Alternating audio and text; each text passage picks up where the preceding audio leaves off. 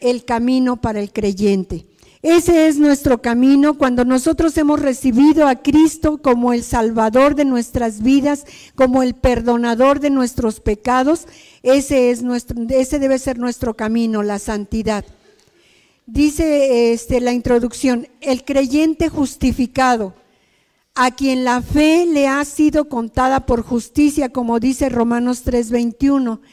El creyente debe vivir una vida santa y llegar a ser un siervo de la justicia, según lo que acabamos de leer, ¿verdad? Una persona genuinamente salvada no puede abusar de la misericordia de Dios. ¿Estamos de acuerdo? Hacerlo sería pisotear la misericordia de Dios y burlarse de la gracia de Dios. Dice, el creyente no persevera en el pecado. El creyente debe conocer su posición en Cristo. Esto es importante. Cuando los creyentes no conocen su posición en Cristo, esta es una de las razones por las que vuelve al pecado. Y entonces se va habituando de nuevo a estar pecando y pecando. ¿Han visto ustedes personas que ahorita están bien y mañana otra vez están en el pecado? Es una de las razones, la falta de conocimiento de que el cristiano debe conocer cuál es su posición en Cristo. El camino para que el hombre rompa el hábito de pecar es que conozca su posición que tiene en Cristo. Si el creyente conoce su posición, esto podrá revolucionar o cambiar o transformar su vida, ¿sí? Cuando nosotros conocemos nuestra posición, qué es lo que ha sucedido en nuestra vida después de que recibimos a Cristo, esto va a cambiar nuestra vida. Este conocimiento de su posición le ayudará a guardarse del pecado. ¿A cuántos les da trabajo guardarse del pecado? ¿A cuántos? ¿Sí? Vamos a ver que sí es cierto, ¿eh? Fíjense. La palabra del Señor, por lo menos aquí en Romanos, usa 3 veces en los versículos 3, 6 y 9, ahí del capítulo 6, usa la palabra saber, ¿sí? La palabra del Señor enfatiza que nosotros debemos saber o conocer, ¿sí? El creyente es bautizado, dice la palabra del Señor, el creyente es bautizado e injertado en Cristo, ¿sí? El creyente cuando recibe a Jesús es bautizado en Cristo. ¿Cuántos de ustedes se han bautizado? ¿Verdad? Bueno, pues esto es lo que significa el bautizo. Cuando nosotros somos sumergidos en el agua, quiere decir que hemos sido muertos al pecado.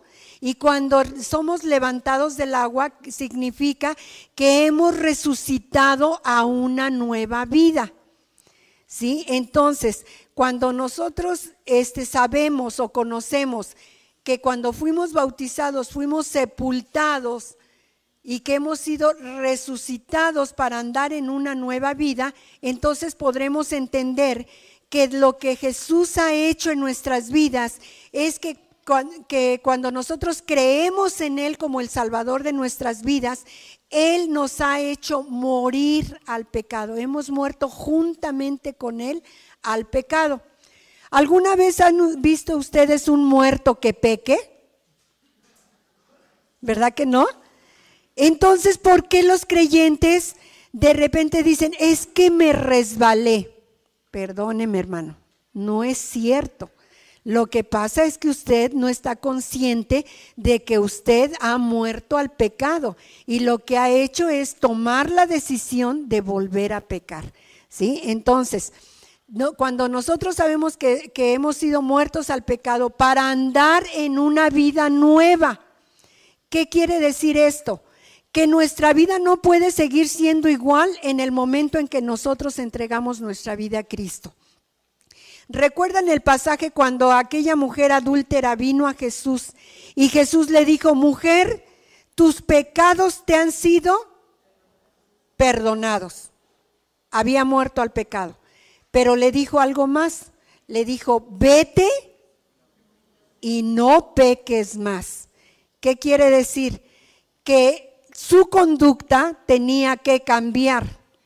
Hoy en día yo a veces me entero, y no de muchos de ustedes, sino de otras personas, que todavía dicen malas palabras, que todavía están habituados a mentir, que todavía estamos habituados a fallar, que todavía estamos habituados a hacer lo que nos place, ¿sí? Se nos olvida que estamos muertos al pecado y que hemos vuelto a nacer a una nueva vida. Dice la palabra, sabiendo o conociendo esto, que el viejo hombre del creyente fue que crucificado con Cristo.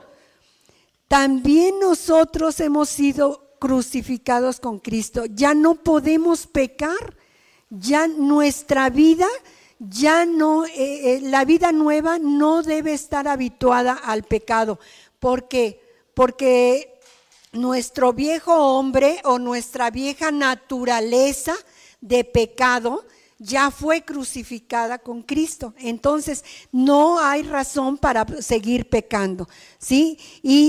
Y nuestro viejo hombre fue crucificado para que nosotros podamos destruir, para que Dios destruya el cuerpo del pecado en nosotros.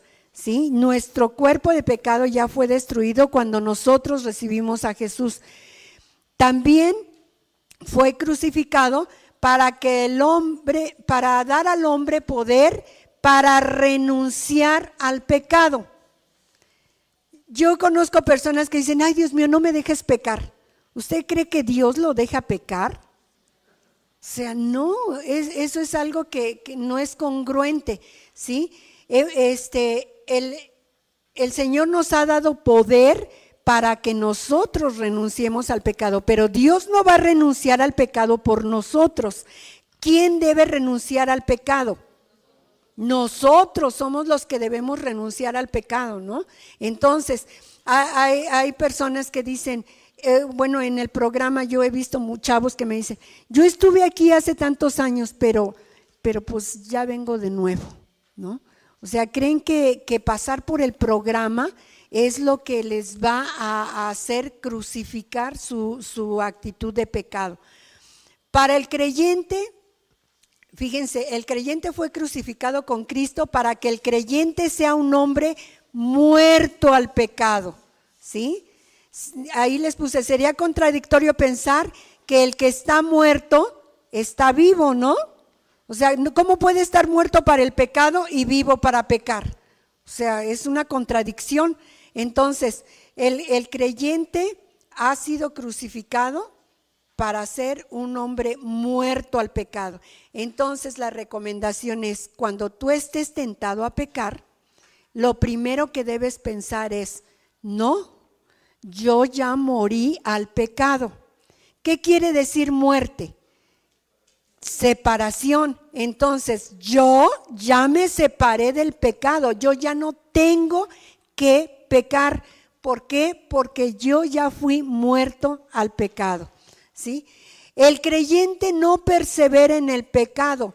El creyente debe vivir su posición en Cristo. ¿Cuál es su posición? Que fue crucificado, fue muerto y ahora es resucitado a una nueva vida. Esa es la posición que debemos vivir como creyentes. El verdadero creyente no persevera en el pecado, sino que ¿qué? Sino que vence y ¿qué más? Triunfa sobre el pecado, ¿sí? Fíjense, tenemos una lucha contra el pecado, ¿cierto? Y tenemos que aprender a vencer al pecado.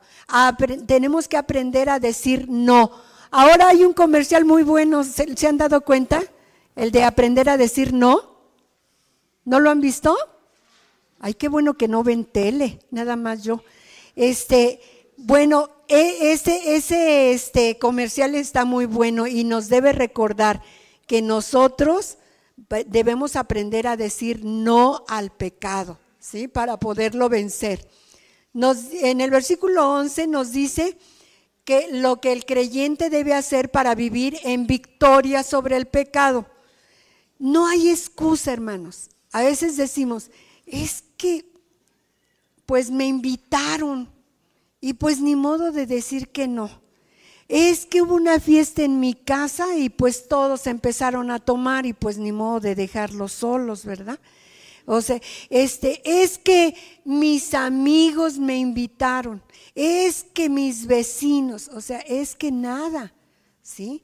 Necesitamos nosotros aprender que tenemos que vencer y triunfar sobre las tentaciones. Miren, por ahí dicen que nosotros no podemos impedir que los pájaros hagan nidos sobre nuestra cabeza.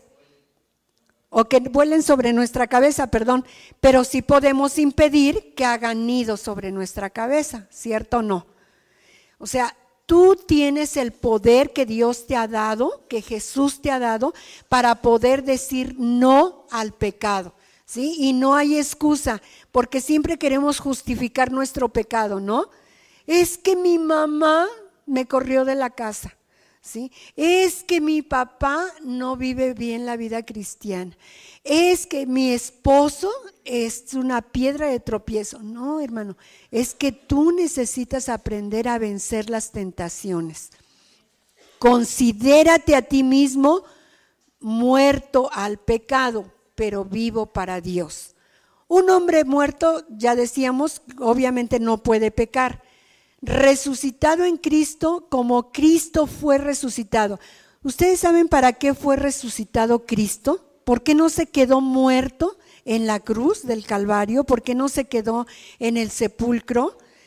Cristo fue resucitado para vivir en la presencia de Dios y para servirle para siempre. Asimismo, nosotros los creyentes hemos sido resucitados para llegar a la presencia de Dios y para servirle siempre.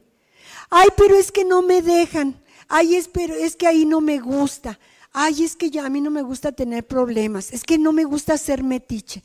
A veces vemos a las personas con necesidad y pasamos de largo, ¿verdad? ¿Cuántas veces has pasado junto a un alcohólico, borracho, piojoso o sucio y no le dices nada?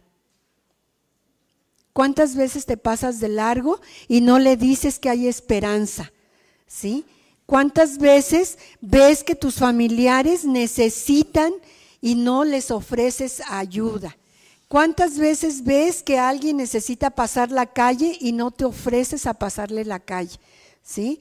O sea, nosotros tenemos que aprender eso. Fuimos resucitados del pecado y de la muerte a una vida nueva, para estar en la presencia del Señor y para servirle por siempre. Segunda de Corintios 5:15 dice, y por todos murió, para que los que viven ya no vivan para sí mismos, sino para aquel que murió y resucitó por ellos. Miren, Dios no puede hacer nada si no es a través del ser humano. Cuando Dios quiere consolar a una persona, necesita los brazos de una persona física para abrazarlo. Cuando Dios quiere bendecir a alguien económicamente, necesita que un ser humano agarre el dinero, porque Dios no maneja billetes, ¿sí? Cuando Dios quiere sanar a una persona, necesita que alguien vaya y imponga sus manos sobre el enfermo para que la persona sane, para que la persona crea que fue Dios, ¿sí? Entonces, muchas veces nosotros estamos viviendo para nosotros. Ya Dios me salvó y los demás no me interesan, ¿sí? Yo le pido que me bendiga, pero de ahí en fuera lo demás lo paso por alto, lo ignoro. Aquí la palabra del Señor dice que Jesús murió para nosotros, para que nosotros viviéramos y para que ya no viviéramos solamente ensimismados en nosotros, sino que vivamos para Él, ¿sí? Para aquel que murió y resucitó por nosotros. El creyente debe resistir al pecado, No dejes que reine en tu vida el pecado, mi hermano. Muchas veces nosotros tenemos concupiscencias en nuestro corazón. ¿Qué es una concupiscencia? Es un pecado que no hemos realizado, pero que ahí lo tenemos considerado para realizarlo, ¿sí? Esa es la ley del pecado, la concupiscencia del hombre. Así es que aquí la palabra del Señor nos dice en el versículo 12 que debemos resistir al pecado. ¿Tú sabes qué es resistir? Es empujar, es poner más fuerza para que el pecado no llegue a tu vida, ¿sí? No que muchos a veces tienen la concupiscencia del alcoholismo y van y se ponen a trabajar en un bar, ¿sí? O tienen el problema de que les gusta tomar lo ajeno y van y se meten a trabajar en un banco, ¿sí? O sea, hermanos, tenemos que aprender a resistir. ¿A quién le corresponde resistir el pecado en tu vida? A nosotros, ¿verdad? Dios no lo va a hacer por ti. Él te va a ayudar cuando tú empieces a resistirlo, ¿sí? Él va a venir a auxiliarte, a hacerte fuerte para que tú puedas resistirlo. Dice, el creyente es responsable de resistirlo, de rechazarlo. Yo te voy a invitar en este momento a que no veas a los que están llegando, sino que pienses, ¿cuál es el pecado que más te domina? Cierra tus ojos tantito y piensa, ¿cuál es el pecado que me domina? ¿La avaricia? ¿La codez? ¿Qué es el pecado que más te domina? ¿La desobediencia? ¿La rebeldía? ¿Qué es lo que te domina, mi hermano? Porque, ¿sabes por qué es importante que lo identifiques? Para que lo resistas, ¿sí? Rechaza al pecado, no le obedezcas. Recuerda que el pecado ha sido destronado de tu vida. No trates de justificarte, no digas, es que caí. No, mi hermano, no te tropezaste, ¿sí? Decidiste, ¿sí? Que es diferente. Entonces, no dejes que el pecado te engañe. El pecado ya está destronado de tu vida. Desde el momento en que tú recibiste a Cristo como tu Salvador, el pecado quedó destronado de tu vida, destituido de tu vida, y ha quedado destituido de su derecho a gobernar tu conducta, ¿sí? Él no tiene poder sobre tu vida porque Jesús te vino a liberar del pecado, del poder del pecado, del hábito del pecado, ¿sí? Entonces necesitas tú aprender a resistir el pecado. Pablo nos exhorta a los creyentes a que no nos dejemos dominar, ¿sí? Por el pecado. Fíjense,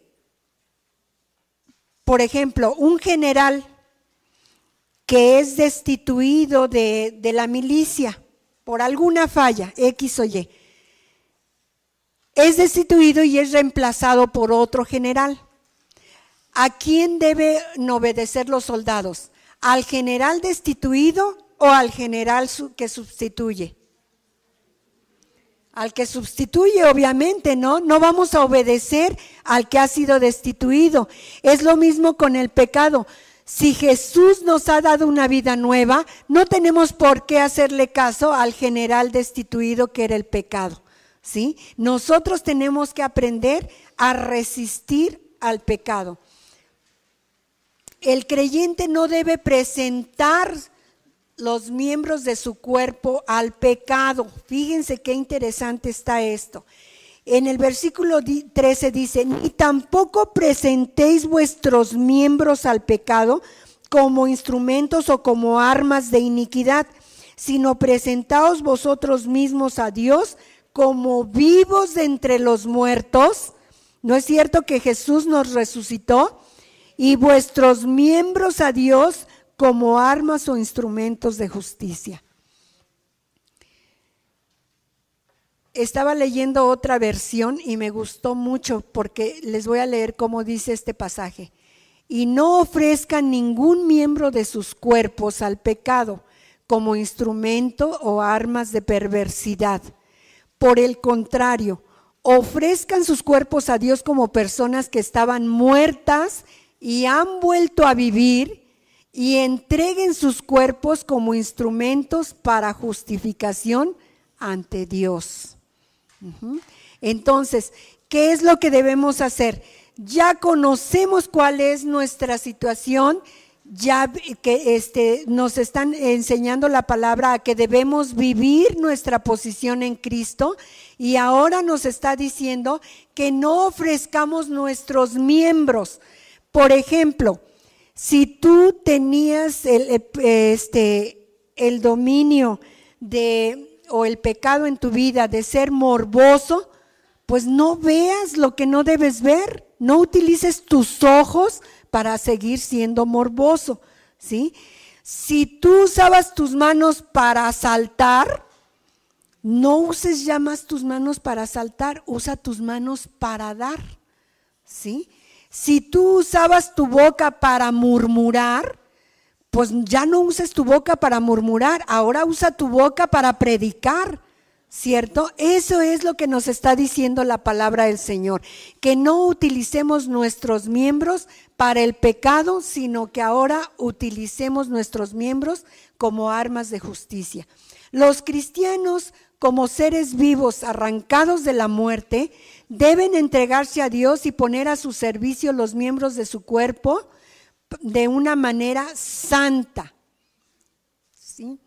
El creyente debe conocer y vivir su posición.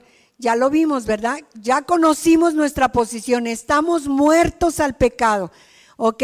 Ya, ahora debemos vivir la vida nueva. Dice, el creyente debe conocer y vivir su posición, la gloriosa vida que Dios le ha dado en la muerte y en la resurrección de Jesucristo nuestro Señor. El creyente que conserva, fíjense bien, su mente y sus pensamientos en su posición, entonces,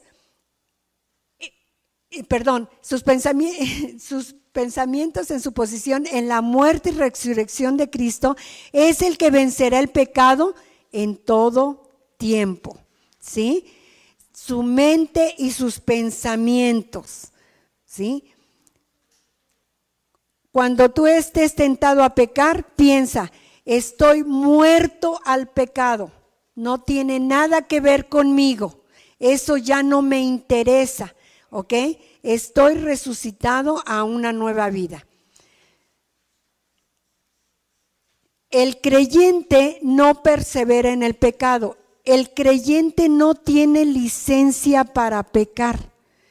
Fíjese bien, la Biblia dice que el pecado no se va a enseñorear de nosotros porque ya no vivimos bajo la ley, sino bajo la gracia. Vivir bajo la ley era vivir bajo el mismo esfuerzo humano para cumplirla. Y como dice la Escritura, la ley no fue dada sino para que el ser humano se diera cuenta de cuán profundo era su problema en el pecado, ¿sí? Entonces, una de las cosas que vemos hoy en día es que muchos creyentes piensan que porque fuimos perdonados por la gracia del Señor, ahora es borrón y cuenta nueva, ¿sí? Es algo así como antes, ¿no? Yo que fui católica, tenía la costumbre de ir y confesarme, y me confesaba, pero cuando salía de ahí, de nuevo volvía a hacer lo mismo, ¿sí? Y muchos creyentes hoy en día practican este tipo de situaciones, piensan que porque Jesús es bueno, porque nos perdonó por gracia, entonces Dios siempre va a estar dispuesto a perdonarnos. Dios siempre va a estar dispuesto a limpiarnos de toda maldad. ¿Por qué? Porque es por gracia, ¿sí? Y como por ahí dicen, lo que no nos cuesta, no lo valoramos, ¿verdad? Desafortunadamente, la salvación no nos cuesta nada, pero a Jesús ya le costó, ¿sí? Le costó la vida, le costó su sangre. Entonces, una de las cosas que nosotros tenemos que aprender es que la gracia no es licencia para pecar. Alguien incluso en una ocasión utilizó una palabra, hereje, que decía que bueno, que bajo la voluntad permisiva de Dios. Y yo dije, no es cierto, Dios no tiene voluntad permisiva. La Biblia dice que tú sí sea sí y tú no sea no. Así es Dios, ¿no es cierto? Él es, o eres frío o eres caliente. Así es Dios, Él es tajante, ¿sí? Entonces Dios no tiene voluntades permisivas después de su palabra. Su voluntad está plasmada en la palabra y nosotros como creyentes no debemos tener esa mentalidad, porque en una de esas, mi hermano, sobre todo los que han adquirido el hábito de subir y bajar en el pecado, quiero decirte, te puedes ir sin Cristo, habiendo conocido a Cristo, ¿sí? Entonces hay que tener mucho cuidado. Sería como hacer cómplice a la gracia de Dios para pecar. Por eso decía yo al principio, el creyente no puede jugar con la gracia de Dios. El creyente no debe perseverar en el pecado porque no tiene licencia para pecar. El creyente debe aprender algo. El pecado no lo va a dominar. Al verdadero creyente el pecado no lo domina. Mire, yo recuerdo que recién que pues no ya recién, teníamos como 12 años de estar levantando el ministerio de reto a la juventud. Y una vez vino un judío y le dijo a mi esposo, cuando empezaban los recibos deducibles, le dijo, si me das 6 millones de pesos, si me das un recibo por 6 millones de pesos, yo te doy 1 millón. Y mi esposo le dijo, muchas gracias, yo no hago ese tipo de tratos, porque yo soy un cristiano. Era una tentación sota, ¿no? 1 millón, ¿quién te da 1 millón? ¿Verdad? Pero 1 millón de infierno que le iba a tocar, ¿no? Si lo recibía. En otra ocasión, en una casa de cambio, un misionero le pidió que le cambiara un dinero y le dieron también dinero de más. ¿Y saben qué? Mi esposo fue y regresó el dinero, retornó el dinero. Pero el verdadero creyente no será dominado por el pecado. El que realmente ha creído que Jesucristo le ha perdonado, ese creyente no va a ceder a la tentación. Ay, es que me encontré a mis cuates y pues como eran los que me proveían, pues ni modo, caí. No, mi hermano. Entonces no eres un verdadero creyente, no has creído que el Señor dio su vida en la cruz del Calvario para pagar el precio de tu pecado. Necesitas arrepentirte. El creyente, no porque no esté bajo la ley, sino bajo la gracia, puede vivir la vida como le place. Fíjense, el pecado reinó desde Adán hasta Moisés y aún más desde Moisés hasta Cristo, ¿no es cierto? Porque vivían bajo la ley. Dice, pues la ley solo sirvió para que se resaltara más el pecado humano. ¿Por qué? Porque pecado da como resultado más pecado, ¿sí? ¿Qué sucede cuando una persona dice una mentira? Después tiene que decir otra para tapar la que dijo.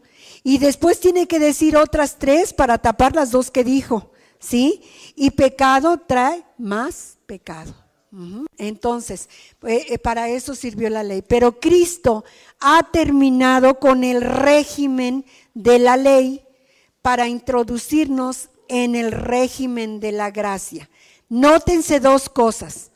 Antes vivíamos bajo el régimen o bajo la fuerza del pecado, Pero ahora como creyentes que hemos resucitado, ahora debemos vivir bajo el régimen de la gracia. O sea, no hemos dejado de ser esclavos. Lo que pasa es que ahora cambiamos de régimen, ¿cierto? Como creyentes cambiamos de régimen. Vivir bajo la ley es vivir bajo un régimen de opresión que manda sin ayudar, ¿cierto o no? Cuando pecamos y decimos, híjole, ya la regué, ¿sí? Híjole, ¿cómo le voy a hacer? ¿No? Y el diablo te sigue incitando, ¿no? Te pone hasta como que más oportunidades de pecar, ¿cierto o no? Más oportunidades de mentir, más oportunidades para que practiques la concupiscencia que hay en tu corazón. Entonces, el régimen del pecado es una opresión que te manda, te incita a pecar momento a momento, ¿sí? Y te amenaza sin darte fuerza, ¿no? O sea, siempre estás en la zozobra, y ahorita vamos a ver algo de cómo funciona el pecado. Siempre estás en la zozobra de pecar. Estar bajo la gracia es vivir en una atmósfera de confianza, ¿sí? Con la dirección y el apoyo del Espíritu Santo. Muy diferente al régimen del pecado, ¿no? Cuando nosotros vivimos en la gracia de Dios, nosotros podemos tener la confianza de que no tengo dinero, pues debemos tener la confianza en que Dios proveerá, porque la Biblia dice que Él no ha visto un justo desamparado, ni su simiente que mendigue el pan. Amén. Así es que vivir en la gracia nos da confianza y nos da la dirección del Espíritu Santo. Mi hijito, tome el curso de proempleo. Te quiero abrir las puertas, pero necesitas estar preparado, ¿sí? Entonces, el Señor nos da su apoyo y muchas veces nosotros no podemos vislumbrar lo que Dios está tratando de hacer a nuestro favor, ¿sí? Nadie puede, pues, excusarse de debilidad ante la tentación del pecado. Hay muchos cínicos hoy en día que dicen, ay, pues es que todos somos pecadores, hermana. ¿Sí? Pues es que soy débil, pues es que esta muchacha no me soltaba y hasta que no caí, ¿sí? O sea, cuando nosotros vivimos en la gracia o tenemos en la mente que estamos bajo la gracia de Dios, no hay excusa para hablar de debilidad, pues están a nuestro servicio la gracia de Dios y el poder de su Espíritu Santo. Él es nuestro pronto auxilio en las tribulaciones, ¿no dice la Escritura? ¿Verdad? Entonces, es que no me di cuenta y ya cuando me di cuenta ya había pecado. Esa no te la comes ni tú, ¿sí? Entonces, ¿perseverará el creyente en el pecado? ¿Tendrá el creyente licencia para pecar? Muchos entienden o argumentan que como ahora estamos bajo el régimen de la gracia, podemos hacer cuanto nos venga en gana. En esto, Pablo responde en la Escritura. ¿Qué pues? ¿Pecaremos porque no estamos bajo la ley, sino bajo la gracia? Y dice, en ninguna manera. En el versículo 1 del capítulo 6 dice lo mismo. ¿Qué pues diremos? ¿Perseveraremos en el pecado para que la gracia abunde? En ninguna manera, ¿sí? No porque peques más, la gracia de Dios va a estar abundando en tu vida, ¿sí? De ninguna manera. Jesús murió una sola vez, ¿sí? Tú no puedes estar muriendo vez tras vez ante el pecado. Moriste, desde que recibiste a Cristo, moriste una sola vez. Estás muerto para el pecado. Todo depende, que a veces nosotros no sabemos quién es nuestro amo, ¿verdad? El creyente debe saber algo. Puede servir solamente a un amo, ¿Al pecado o a Dios? Lo que les decía, ¿no? Del carácter de Dios. O eres frío o eres caliente. O quieres ir al cielo o quieres ir al infierno, ¿sí? O eres esclavo del pecado o eres esclavo de Dios, ¿sí? No hay otra, no hay más alternativas. ¿Sirve al pecado o somete su vida al pecado? Moriréis, dice la palabra. Si nosotros decidimos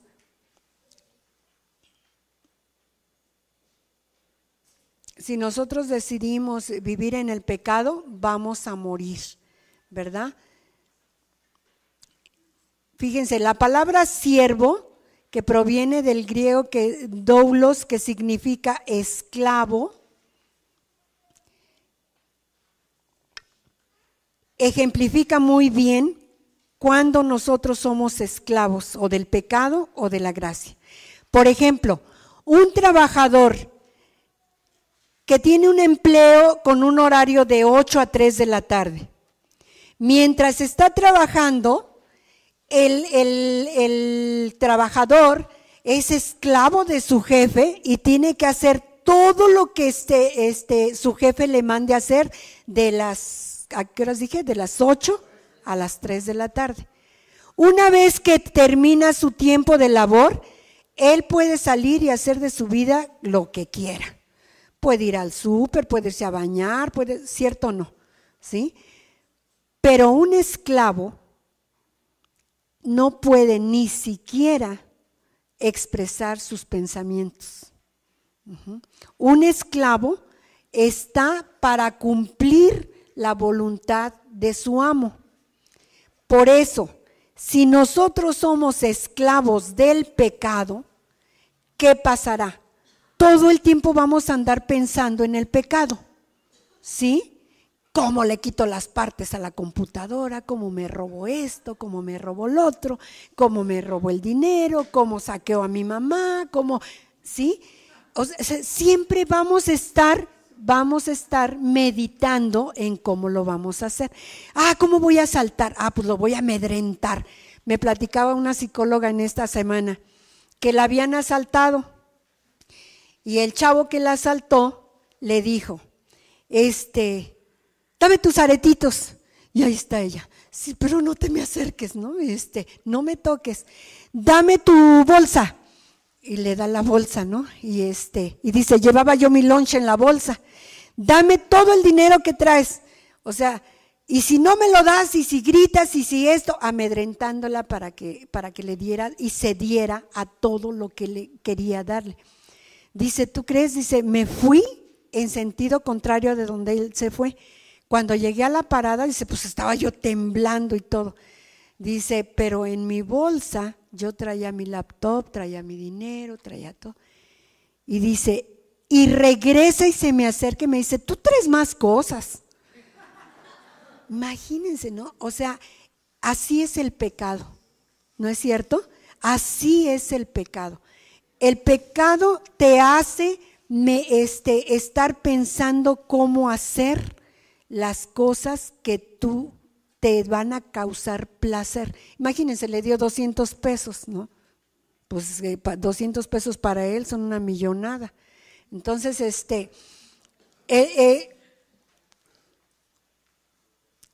un esclavo está totalmente dedicado al servicio de su amo. Ahora, tenemos que tener mucho cuidado, porque hay pecados que son tan sutiles y que hoy en día parecen tan normales, como por ejemplo el chisme, ¿sí? Ay, no, pues yo no le hago daño a nadie, pero andas compartiendo todo lo que sabes y que los demás no deben saber, ¿sí? Y es más, te juntas, pues ¿con quién te juntas? Pues con la comadre. ¿Por qué? Porque la comadre es igual, ¿no? Entonces, pecado genera más pecado, ¿sí? Y debemos de no tener, debemos pensar en que no hay pecado pequeño, ¿sí? ¿Qué es más pecado? ¿Robarte 1 kilo de algodón o 1 kilo de oro? Es lo mismo, ¿verdad? Entonces no debemos minimizar el pecado, ¿sí? El creyente debe recordar algo. Si sirve a Dios y se somete a la vida de Él, será considerado justo y vivirá eternamente.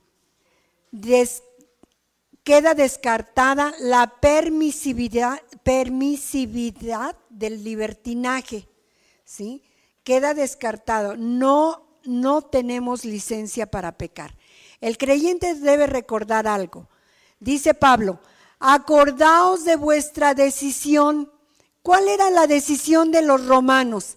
Ellos habían elegido a Dios, dice Pablo, pero gracias a Dios que aunque erais esclavos del pecado, habéis obedecido de corazón a aquella forma de doctrina a la cual fuisteis entregados.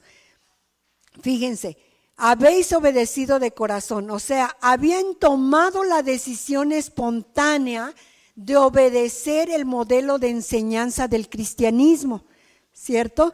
Aquella forma de doctrina. ¿Qué es la doctrina?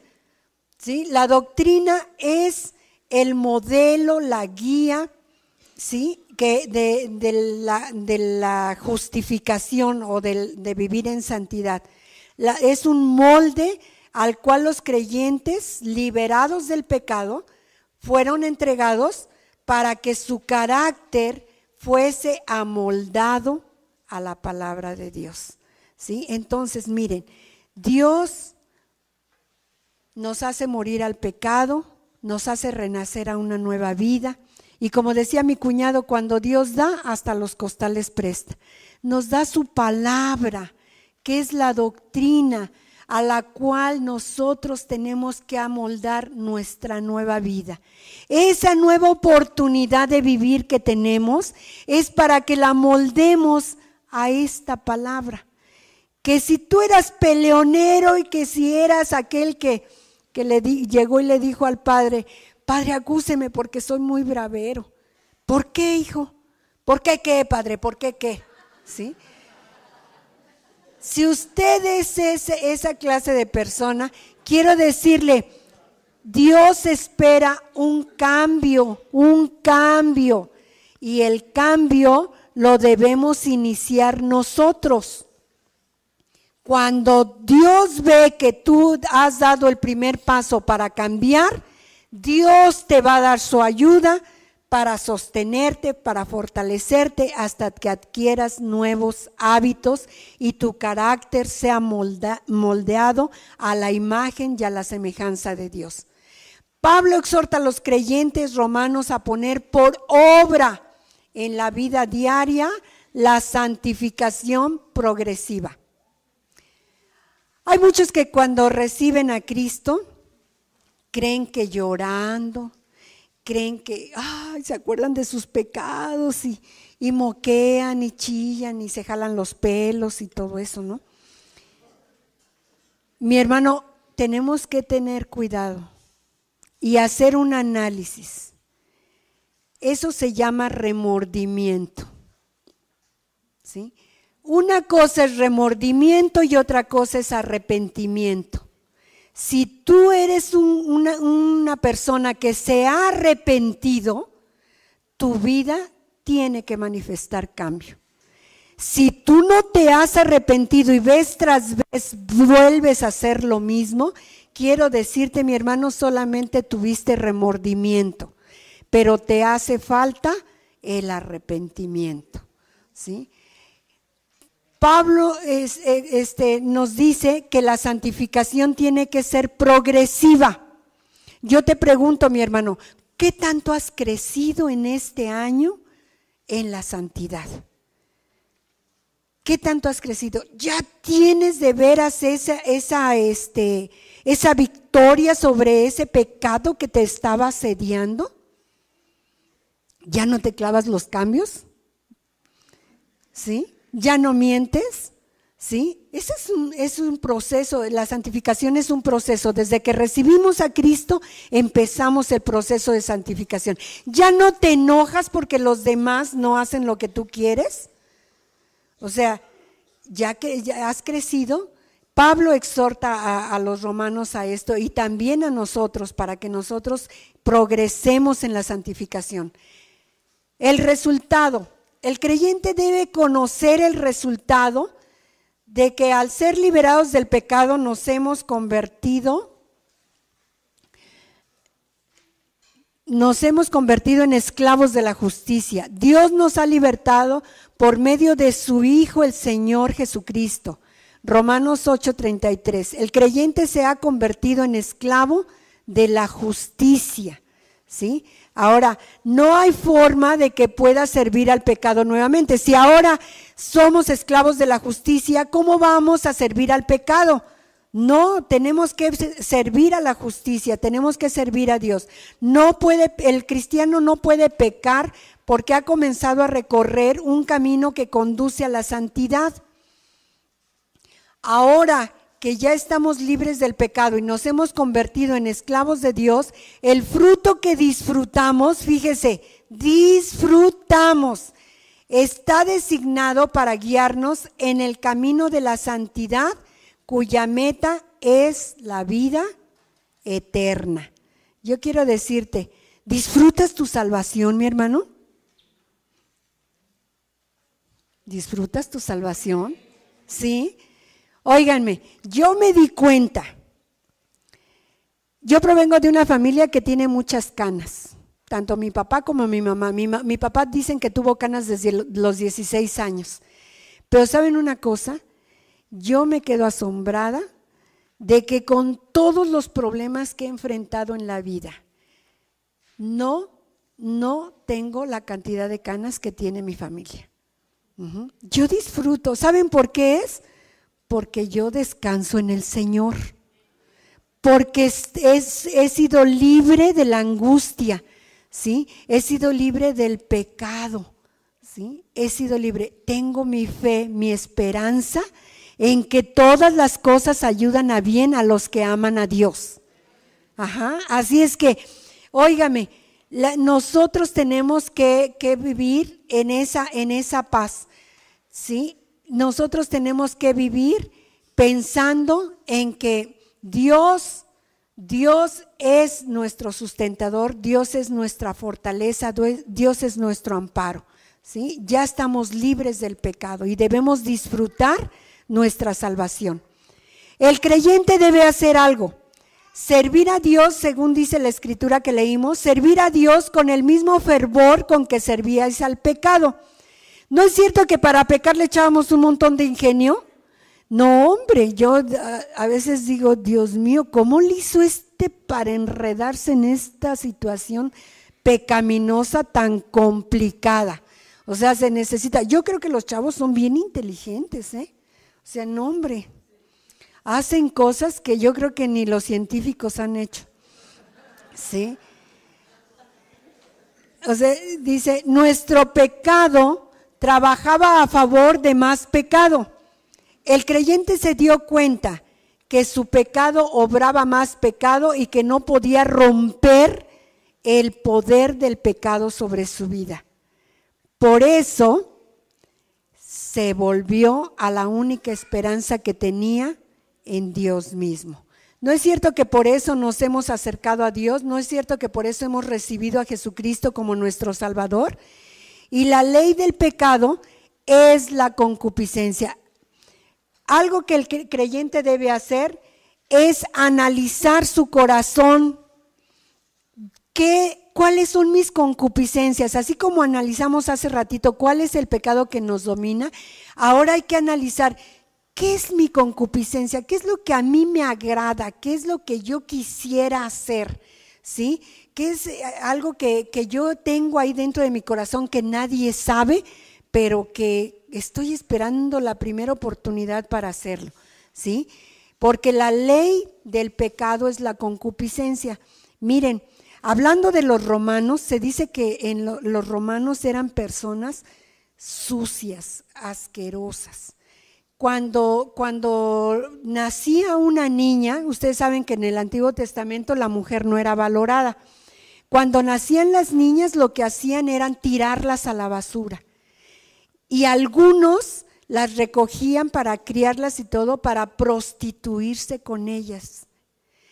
Imagínense que algunos de ellos tuvieron relaciones sexuales con sus hijas, con sus nietas, no sé. O sea, el pecado era aterrador, ¿sí? Aterrador. No muy diferente a lo que vemos hoy en día. Quiero decirles que siempre el proceso del pecado es así. La primera vez que cometemos un acto indigno o de pecado, nos da vergüenza, ¿no? Con nosotros mismos, nos sentimos incómodos. Nos da así como que cierta escalofrío o temblor, ¿no? La segunda vez que cometemos el mismo pecado, es más fácil, ¿sí? ¿Por qué? Porque ya nos estamos habituando. Y así se sigue, vez tras vez, ¿sí? Hasta que llegamos a no tener escrúpulos. Lo que la sociedad le llama escrúpulos, la palabra de Dios le llama el corazón endurecido, ¿sí? Cuando nosotros, ¿han visto personas que le roban a sus padres y que no les importa? O sea, yo tuve un tío que era alcohólico y que él andaba bien prendidito, tenía zapatos de lo mejor, su camisa, su pantalón de vestir, pero a la media hora que salía de la casa lo veíamos tirado afuera de una pulquería, ¿sí? Y decíamos, ¿con qué se emborrachó? Le robaba a mi abuelita sus tandas, todos los sacrificios que hacía mi abuelita para poder ahorrar para el futuro. Y ¿sabe una cosa? Era terrible. Yo no podía creer que un tío que llegaba y nos abrazaba y nos besaba pudiera robarle a su mamá. Y era terrible y no se veía en él ni siquiera una actitud de remordimiento, de pesar o de algo, ¿no? O sea, ya le era tan fácil que ya tenía el corazón endurecido. Y el pecado pierde su horror, llega a ser tan cotidiano en la vida de las personas que llega a perder su expectación de horror, ¿sí? El pecado es algo que nos va envolviendo hasta que entra uno en el camino y que lo lleva a uno más y más lejos, ¿sí? Entonces, por eso es que Dios en su grande misericordia vino a liberarnos del poder del pecado, porque el pecado es algo que nos lleva a la muerte. Ahora, nuestra justicia, dice la palabra del Señor, que obra la santidad. El creyente debe rendir las partes de su cuerpo para servir a Dios y debe permitir que la justicia lo santifique más y más. Debe vivir justamente y hacerse más y más santo como Dios. Ese es el camino del creyente. El creyente no tiene licencia para pecar, tiene licencia para llegar a ser cada vez más parecido a Dios. Óigame, ¿cómo ha experimentado? Yo no sé cuál es su experiencia en el dar, pero yo recuerdo que cuando yo empezaba a ser cristiana y estaba en el ministerio, ya les hemos platicado algo de esto, ¿verdad? Que pues empezamos desde -0, no teníamos ni cama, ¿sí? Bueno, sí teníamos unos palitos así de base, y teníamos 2 burós y teníamos un colchón individual en una cama matrimonial y la parte que le faltaba al colchón, yo hice una almohada grandota para que se completara el colchón, ¿verdad? Bueno, deje decirle que en una ocasión fui a una reunión a una iglesia que estaba muy cerquita de la casa y entonces habían pedido una despensa para dar y todos llevaban un jabón, 1 litro de aceite y así llevaba la gente. Y yo tenía ese deseo de dar que yo dije, ¿qué doy yo? ¿Qué doy yo? Entonces me regresé a la casa y teníamos una latita de atún porque nada más era mi esposo, Saúl y yo. Entonces agarré la latita de atún y me fui rápido. Y entonces llegué a la iglesia y dejé la latita de atún. Y ¿sabe una cosa? Empecé a sentir una sensación, pero así de complaciente. me sentía satisfecha, entonces pensé, no tengo que esperar a tener mucho para aprender a dar. Y eso me hace parecerme a Dios, porque Dios no hace otra cosa más que dar. Dar amor, dar perdón, dar cuidado. Dios es un Dios que da. Nosotros tenemos que vivir cada día practicando la justicia hasta que nos parezcamos cada vez más a Dios. Primera de Pedro 4:2 dice, para no vivir el tiempo que resta en la carne, conforme a las concupiscencias de los hombres, sino conforme a la voluntad de Dios. ¿Cuántas veces has sido bendición tú para los que te rodean? ¿Cuántas veces estás preocupado por ser de bendición para los que te rodean? ¿Sí? Hoy en la mañana tuve una experiencia emocionante. Cuando mi nieto Cedric nació, no sé por qué, pero yo quería expresarle mi amor. Y empecé dizque a cantarle. Y le decía yo, chiquitito bello, chiquitito hermoso, chiquitito precioso. Y al último, como no tenía más que decirle, le decía yo, chiquitito, chiquitito, chiquitito. Hoy en la mañana, él ya se iba y entró a la recámara y me abrazó y me empezó a cantar. Chiquitita bella, chiquitita preciosa. Yo dije, ya dejé algo en mi nieto. Él me va a recordar por esta situación. Yo quiero decirles qué hermoso sería que nuestras familias, nuestros vecinos nos conozcan porque nos parecemos más a Dios. Dios es un Dios de amor. Muéstrale a tus vecinos que son importantes para ti. Salúdalos, despídete de ellos, mándales un mensaje. Hay muchas cosas que puedes hacer para parecerte más a Dios. Muestra el amor que hay en tu vida, el amor que ha sido derramado sobre tu vida, derrámalo sobre los que te rodean.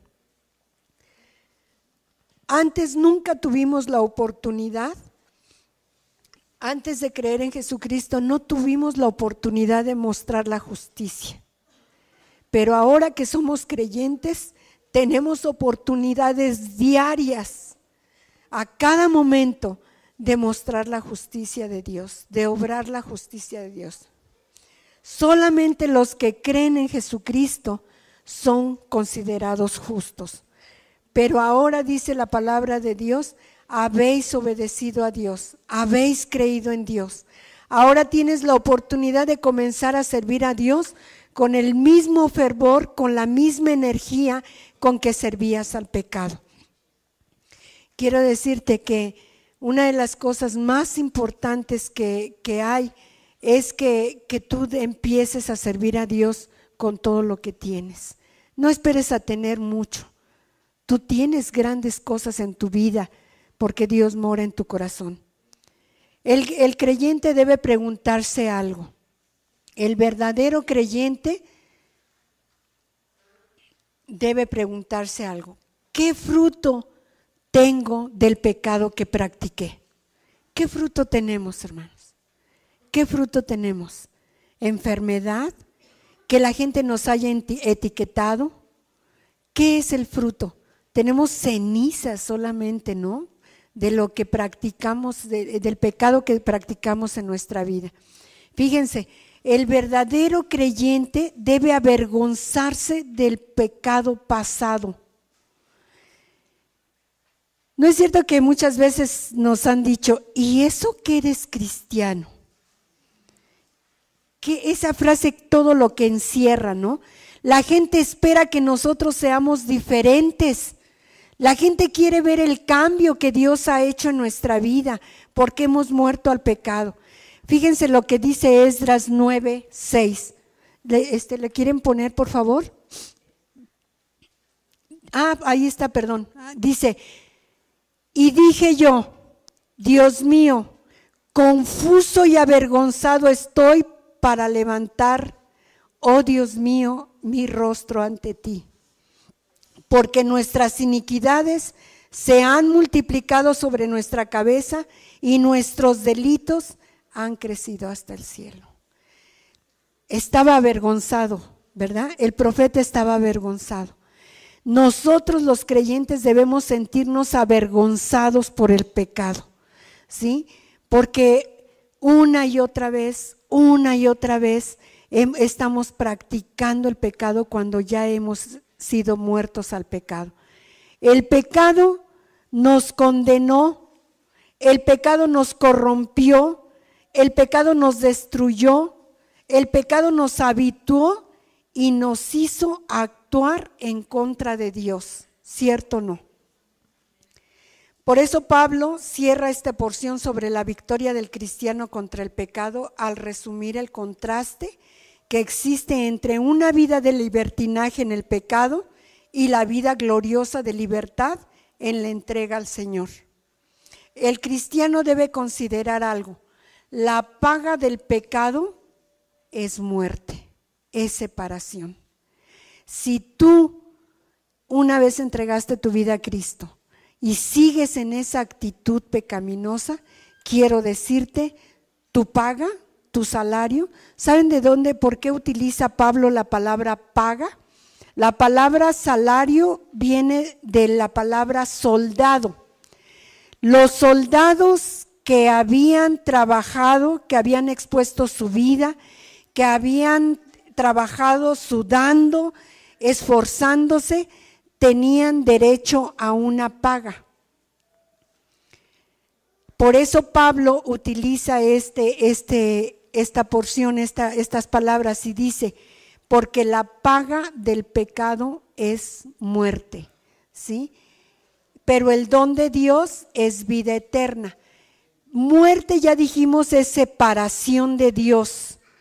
Si tú continúas en el pecado, estás separado de Dios, te has perdido el favor y la amistad con Dios.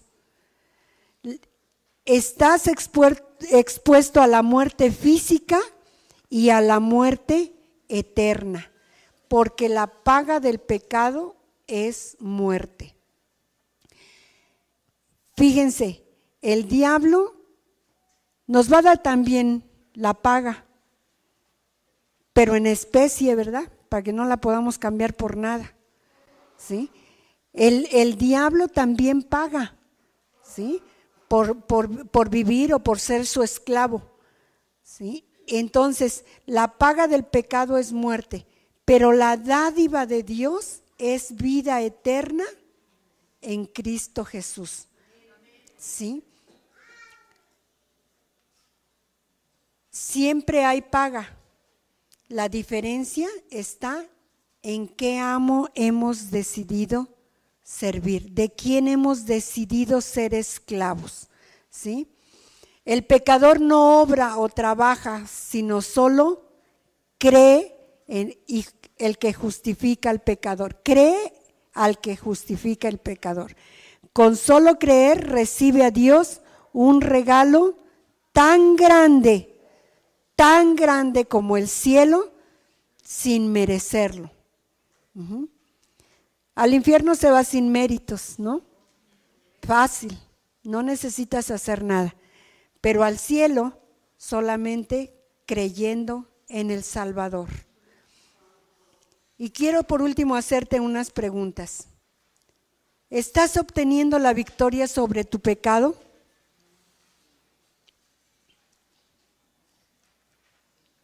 ¿De veras estás avergonzado de tu pecado? ¿Estás arrepentido de tu pecado? ¿O sigues acariciando y gustando del placer del pecado? Porque sí es cierto, el pecado trae un placer pasajero, un placer pasajero. Y también te quiero decir una cosa, si tú sigues acariciando el pecado, tienes que hacerte una pregunta. ¿Eres convertido a Cristo? ¿O simplemente sabes de Cristo? Una cosa es haber sido cambiado y otra cosa es saber, ¿sí? Muchos saben que Jesús es el Salvador, pero no todos han decidido convertirse a Cristo. Muchos saben que Jesús dio su vida en el Calvario por los pecadores, pero no todos están dispuestos a entregarle su corazón. Porque una cosa es sentir el atractivo de la tentación y la otra es consentir el pecado en nuestra vida. Y pregúntate, ¿qué vas a recibir? ¿Qué vas a recibir, mi hermano? Ahora ya sabes cuál es tu posición en Cristo. Ahora ya sabes que tienes que vivir tu posición en Cristo. Pero yo quiero decirte, solamente tú y Dios saben qué paga vas a recibir. ¿La de la vida eterna o la de la muerte eterna? ¿Sí? Vamos a ponernos de pie.